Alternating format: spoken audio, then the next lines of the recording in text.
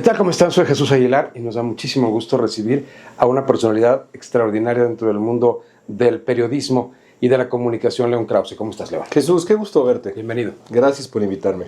Hay una gran cantidad de cosas que quisiéramos tratar de entender contigo. Primero, en la comunicación, hoy México está sufriendo una cantidad de embates muy fuertes, desde lo institucional. Hace unos días se puso en la congeladora la ley censura, este intento de cambiar la ley de telecomunicaciones y radiodifusión del país con pretextos pueriles para llevar finalmente condiciones políticas a un lugar bastante oscuro. ¿Cómo se ve desde esta postura, tú como un periodista mexicano que está en el extranjero, este momento de pues esta reconstrucción nacional bastante forzada en el ámbito de las libertades? Con gran preocupación. Me parece que este intento de concentrar la regulación de las telecomunicaciones en México es un paso más hacia una consolidación autoritaria en el régimen. Y eso no es lo que había prometido el gobierno que comenzó Andrés Manuel López Obrador y que ahora continúa Claudia Sheinbaum. A mí siempre me gusta recordar que la promesa central del López Obradorismo era una renovación moral de la vida pública en México. Y lo que estamos viendo, y este ejemplo es el más reciente nada más, no es eso. No cumple con esa promesa de renovación moral. Más bien se aleja mucho de esa promesa de renovación moral para acercarse más bien a una apuesta de consolidación autoritaria del poder y en el poder. Y por supuesto eso es muy preocupante. Hoy no importa, digamos que la orientación clásica de los partidos políticos en el mundo, pero el populismo vuelve, ¿no? Vuelve disfrazado de un republicano conservador como Trump, vuelve en México a través de un populista de izquierda como lo ha sido López Obrador, y la continuidad ahora con la presidenta Sheinbaum, y en otros lugares del mundo, Italia, ahora Alemania, etcétera, etcétera. El Salvador. El Salvador, con Bukele. En este momento, donde se han polarizado las condiciones, donde hemos perdido liderazgos que puedan tener muchísima más legitimidad humanista, ¿hasta dónde tenemos que estar preocupados, León? Es una pregunta central y sobre todo como la planteas. Yo creo que tenemos que estar muy preocupados, pero más ocupados en reivindicar las conquistas esenciales del siglo XX. Y en México esas conquistas son la libertad, la democracia, la noción de que el poder no se concentra en la figura de un presidente o una presidenta, ni mucho menos de un partido o un movimiento, la diversidad de opiniones, la pluralidad política. Tenemos que hacer un esfuerzo por reconquistar esos valores y esas libertades. No es fácil recuperarlas, luchar por ellas, pero es una batalla que no es exclusiva de México. En Estados Unidos también tienen una batalla similar por delante, no solamente la oposición establecida, que es el Partido Demócrata, sino también la sociedad civil, que ya claramente se da cuenta lo que puede hacer un régimen de propensión autoritaria como el que se está desarrollando en este momento en la Casa Blanca. Así que hay que preocuparse, pero creo que como periodistas, ciudadanos y quien nos escucha, hay que ocuparse. Justamente, López Obrador, para muchos analistas, le dio al clavo porque logró recuperar el enfado, logró incentivar el enojo de la población que había estado siempre en una suerte de clientela pasiva, y la llevó para convertirla en lo que finalmente ha sido, ¿no? La fuerza electoral más importante de los últimos años en México, ganando 18 y 24 con unos márgenes muy importantes. ¿Cómo recuperar el sentido de la ciudadanía activa, una ciudadanía responsable en este país, que ahora también se ha ido acostumbrando a las dádivas? La base es el programa, o los programas sociales con los que han estado finalmente diciéndole a la gente: nosotros le quitamos al corrupto y nosotros sí te damos el dinero a ti. como si la repartición del dinero fuera la solución para el desarrollo de un país. Bueno, es un argumento complicado de presentar, pero hay que presentarlo y hay que saber hacerlo.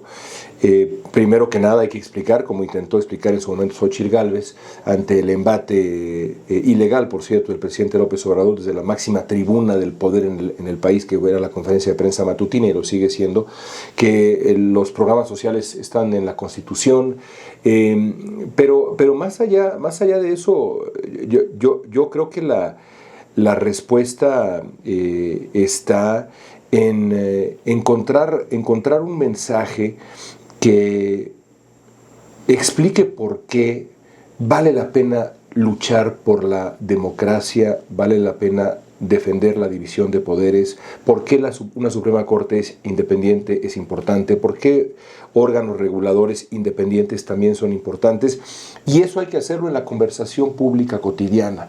Y en ese sentido el periodismo, creo yo, tiene un papel fundamental que jugar.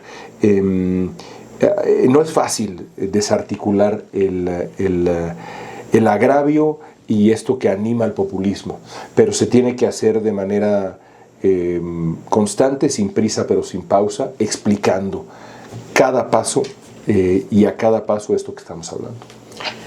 El segundo arribo de Trump a la Casa Blanca le ha costado mucho trabajo a México, pero también le ha generado condiciones de ventajas que no podíamos haber entendido, como por ejemplo cierta unificación de criterios. Es decir, en México hemos empezado a cerrar filas a fuerza. ¿Por qué? Pues porque sentimos la amenaza, y entonces en esta condición la presidenta creo que ha tenido un poquito de mayores márgenes. ¿Cómo sientes tú la relación bilateral en este momento? Trump cayó estrepitosamente en las últimas semanas, previo a sus 100 días, en la popularidad que había tenido. Y parece que no escucha, parece que está encapsulado, parece que puede decir hoy algo atroz y al otro día sobar, parece que ejerce un poder que no tiene límites, pero ya nos dimos cuenta que los mercados sí tienen límites. Sí. Ya nos dimos cuenta que Elon Musk prefirió tomar cierta distancia, que perdió casi la mitad de su fortuna en 4 días cuando se dieron justamente los temas del Liberation Day. ¿Cómo entender exactamente el lugar que está teniendo México en este complejo tinglado de la relación bilateral y del nuevo mandato de Trump? Bueno, creo que lo primero que habría que decir es que México ha sido el villano favorito de Trump desde los primeros 100 segundos. Se tardó 100 segundos, creo que lo dije incluso en el debate presidencial de 2018, regresando a una pregunta similar a la que me planteas. 100 segundos se tardó Donald Trump para empezar con aquella frase de que México estaba enviando, ¿te acuerdas?, a los criminales, a los violadores, etcétera. Desde entonces no ha parado y se cumple este año, estamos a semanas de que se cumplan 10 años de eso. ¿Sí? Tenemos una década de estar en el centro del escenario como el villano favorito. Es muy complicada la relación bilateral con Trump por muchas razones. La principal es que se ha dado ya esta dinámica recurrente de la amenaza y la concesión. Ocurrió en el gobierno de López Obrador la amenaza de los aranceles y la concesión en la política migratoria. El problema es que ahora a esta dinámica se suma una preocupación mayor, que es el crimen organizado y el fentanilo. Yo preveo que Donald Trump va a seguir exigiéndole a México y México va a tener que seguir concediendo o no, pero si no concede, entonces los costos para la relación bilateral, no solamente ahora, sino más adelante, pueden ser mayores. Es un reto enorme el que tiene la presidenta Sheinbaum y, utilizando una frase que le gusta mucho a Trump, no creo que tenga las cartas, no tiene las cartas suficientemente poderosas como para ganar en una partida frente a Donald Trump. En este momento la apuesta de Sheinbaum es tratar de manejar a Trump y conceder en básicamente todo. Hasta ahora no ha concedido en la presencia de las Fuerzas Armadas estadounidenses en México. Pero si Trump lo pone en la mesa, ¿qué va a pasar? Es una situación y un momento de verdad muy complejo y no encuentra al gobierno mexicano ni al país, creo yo, en una situación de fortaleza. La presidenta Sheinbaum entró el 1 de octubre y la elección de Trump fue en noviembre. Ya había tomado ella la decisión de darle un cariz distinto a su política de seguridad nacional. Es decir, desde que convocó a García Harfuch, desde ahí se notaba que iba a haber diferencias. Inclusive López Obrador le había pintado los cuernos al tema, ¿no? Y bueno, finalmente sucedió. Hoy, ¿hasta dónde crees que forzar las cosas, esta concesión, imposición de la que hablas, tiene realmente un pequeño brillo de esperanza nuevo para que en México pensemos que se va a poder empezar a contener el tema de la inseguridad del narcotráfico? Es una pregunta central y me la planteaban, no así exactamente, pero me pedían en el periódico El Universal, donde escribo, algo que rescatar del gobierno de Trump. Y lo que escogí fue eso que acabas de decir. Creo que es innegable que la presión desde Washington está funcionando a la hora de empujar al gobierno mexicano a tomar decisiones distintas. Así como funcionó la presión en función de la migración y López Obrador simplemente entregó a los migrantes para no volverlos a mirar jamás durante la primera presidencia de Trump y también durante Biden. Lo mismo está pasando ahora en cuestión del crimen organizado y la lucha contra el fentanilo. Y eso, creo yo, sí es buena noticia, porque la situación en México en muchos sentidos es claramente intolerable. El asunto es hasta dónde va a llegar esa presión, qué va a pretender Trump, y si, por ejemplo, pone en la mesa el uso de fuerzas armadas estadounidenses en territorio mexicano, si México debe conceder. Yo me he metido profundamente a estudiar ese tema, o a estudiar ese tema de manera profunda más bien, y lo que los expertos dicen, colegas nuestros expertos dicen, sugieren que sería una muy mala idea que Estados Unidos lo hiciera de manera unilateral o incluso colaborando con México, porque podría fortalecer al crimen organizado, podría haber daños colaterales, en fin. Los expertos dicen, cuidado con lo que deseas en función de que vengan los Marines y los drones, cuidado con lo que deseas. No hay soluciones fáciles, pero sí hay que reconocer, creo yo, que la presión en ese terreno ha dado resultados positivos. En una mirada al mundo en este momento, no solamente la guerra abierta de Trump en el ámbito comercial y esta pues serie de ambigüedades con las que ha estado tratando de establecer el control del mundo, y así lo dice, son preocupación. También se mantiene el conflicto en Europa entre Rusia y Ucrania, está involucrada la OTAN. Hace horas la India bombardea a Pakistán por el conflicto en las Cachemiras. Tenemos el problema, obviamente, de la Franja de Gaza. El mundo está en un momento sumamente convulso. ¿Qué está pasando? ¿Hasta dónde podemos nosotros pues empezar a darnos cuenta de los alcances, ¿no? Sin ser catastróficos? Mira, yo sí creo, Jesús, que estamos entrando en una etapa de profunda incertidumbre que se va a exacerbar en las siguientes décadas. Pienso yo no sé si tú tienes hijos, pero yo sí tengo 3. Pienso en mis hijos, pienso incluso en mis nietos, si es que llegan en su momento, el mundo complicado que les va a tocar. Pienso, por ejemplo, en lo que va a ocurrir con la inteligencia artificial y el reto que será para esas generaciones siguientes encontrar un espacio en el mercado laboral, cómo sumar a este mundo, ¿no? En fin, tiempos muy complejos. Y lo que está pasando en este momento me parece que nos invita a dejar atrás, por ejemplo, la lectura de la izquierda contra la derecha, y más bien habría que empezar a leer el mundo como un eje autoritario enfrentado contra un grupo de países, sociedades todavía democráticas, sociedades que todavía creen en el pluralismo, que todavía creen en la libertad.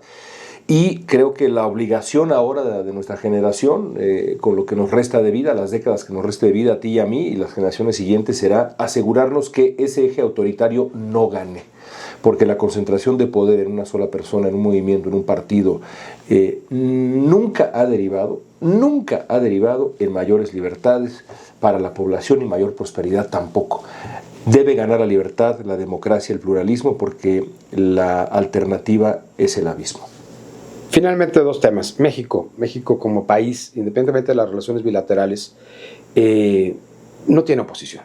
Ese es uno de los graves problemas finalmente que se han venido dando, porque no existe un contrapeso y las balanzas se han vuelto locas y han estallado en la cara de la gente, aunque no nos demos cuenta. La elección que viene, la elección del Poder Judicial, es una de las peores aberraciones.